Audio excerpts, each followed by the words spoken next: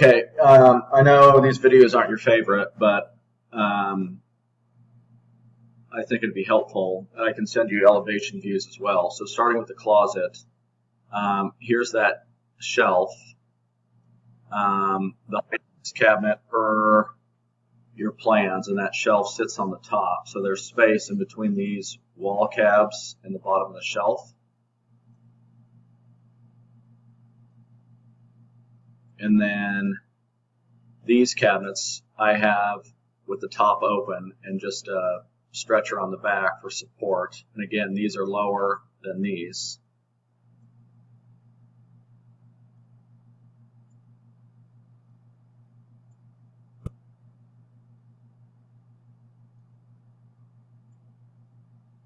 And on this cabinet is 12 inches off the opening. And then in between this cab and here, we have 12 inches if you wanted to store a ladder there.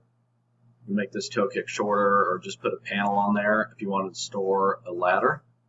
But if we're going to put a ladder, maybe we need 4 to 5 inches of space. So this cabinet can be wider on the right and just go to the right another 8 inches. So as you walk in, this is the first wall. The height of the cabinet, 3-inch tall toe kick. Closet rod from the bottom of this shelf to the bottom of the cabinet is 60 inches. The open space above, granted there's that the top isn't full, we have 10 and a half. So this cabinet looks like this. And this is all black. All these cabinets are the same with no tops. So this top shelf here is fixed, and you can see the shelf pin holes on the others, which are adjustable. Flat, flat, sloped, sloped, sloped. This cabinet here, you can see the cabinet. So on the left side of this guy, we would cut an access panel and put a door on here to get into this cabinet. 9 inches, 9 inches, or excuse me, 10, 9, 10, 9, 9, 9, 17, that's the inside width, 10 and a half. These numbers are the inside width. This number of the width of the wall is good. Overall height of the wall is good. Right there, 79 and a half. So the top of these cabinets are down about 1.5 inches from the ceiling. 38 inches hanging space. The corner of this cabinet's tight to the face of the other cabinet, meaning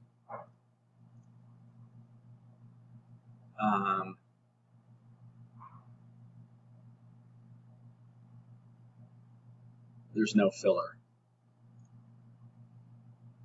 They're corner to corner.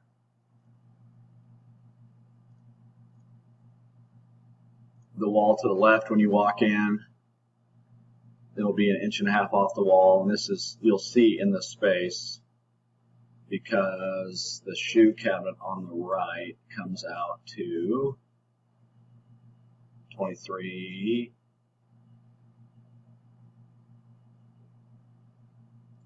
Right here.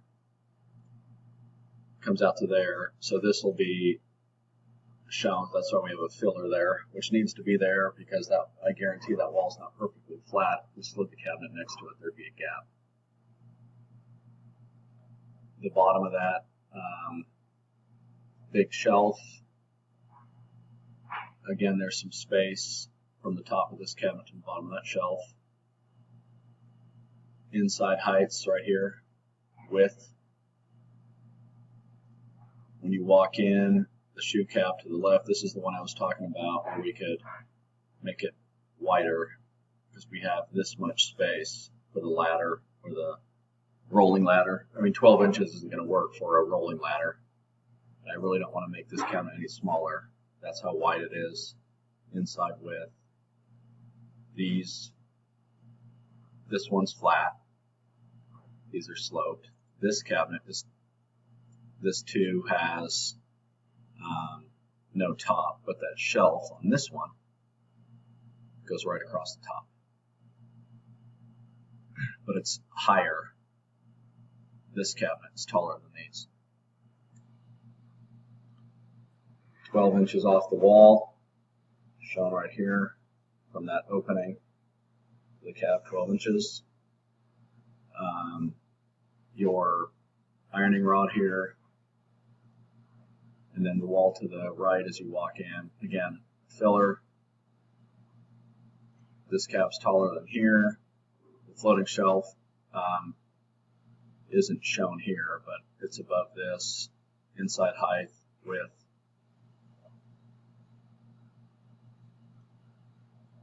And then with that, in this space here is where we put that suitcase shelf pulled out. And master bath.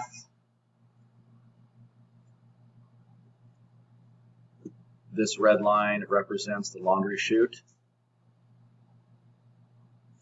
So if we take this cab,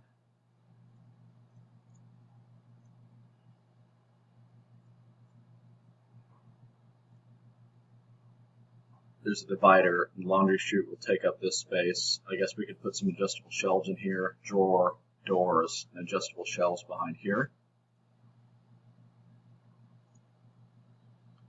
Vertical soffit, scribe to the ceiling. That's the depth of the cabinet, because this laundry chute comes out, I think, 26 inches. So when you open the doors, the front of that laundry chute isn't going to be exactly behind the doors, but I guarantee that thing's not plumb. After it's in, we could make a walnut frame to go around it to trim it out so there isn't any open space.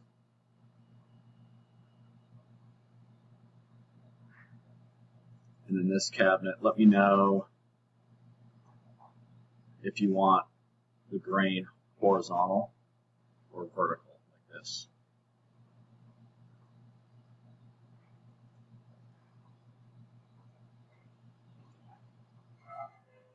Toilet room, open with lighting, open, open, light here and here. This is 14 tall. The walnut paneling. There'll be a pretty tall soffit here because this wall is angled or vaulted. So that soffit will close that off, and then the soffit in the ceiling.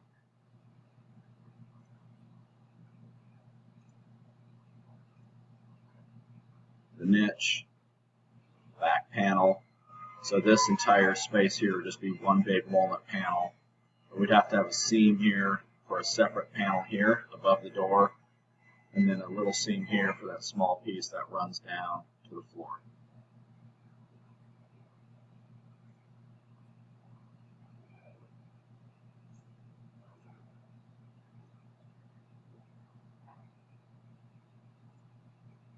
$18 wide, 18 deep, wood floating shelves, LED, same thing on this side, a little different width. We've got the slab on this wall, same layout.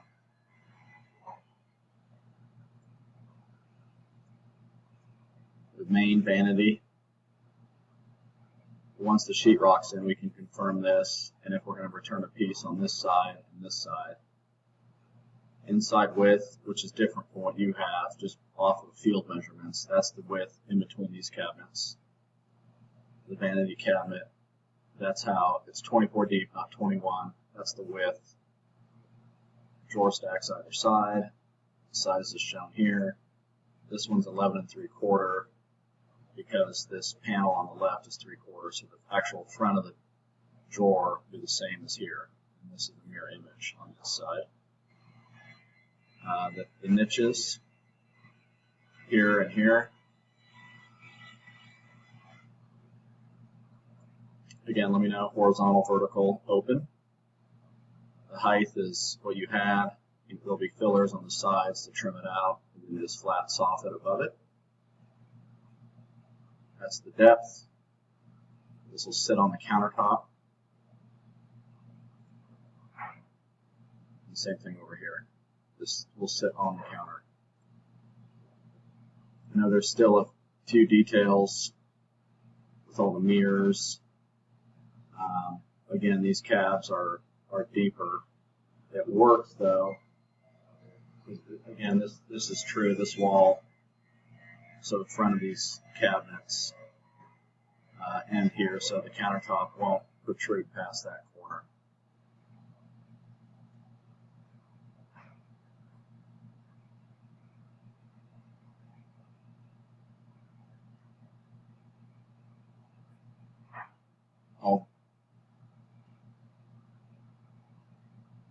I'll delete that cabinet. That's nothing.